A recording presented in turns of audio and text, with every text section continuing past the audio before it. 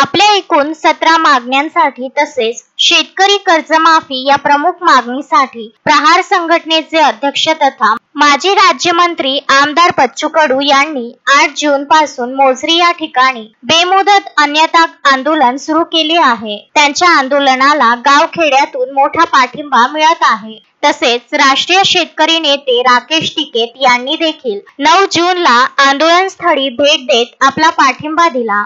आमदार बच्चू कडू यांच्या या अन्नत्याग आंदोलनाला प्रशासनाकडून कोणतीच दखल तिसरा दिवस असताना घेण्यात न आल्याने तालुक्यातील शेतकरी, दिव्यांग, निराधार यांनी शेकडोंच्या संख्येने तहसील कार्यालयावर धडक देत मुंडन आंदोलन करून शासनाचे लक्ष वेधण्याचे काम केले। तसेच तहसीलदार यांना निवेदन देण्यात आले। यावेळी संतोष किटुकले, दीपक भोंगाडे, सचिन पिसे, प्रदीप बंड, गजानन ठाकरे, राहुल खापरे, गजेंद्र गायके यासह शेकडो नागरिक उपस्थित होते।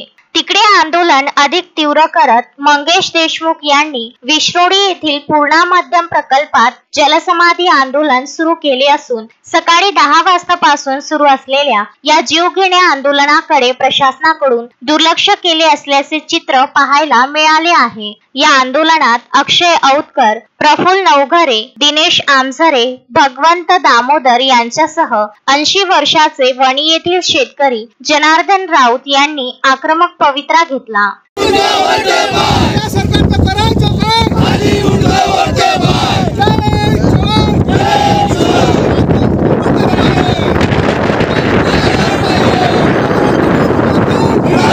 बादल टकरे, विदर्भ न्यूज, चांदूर बाजार।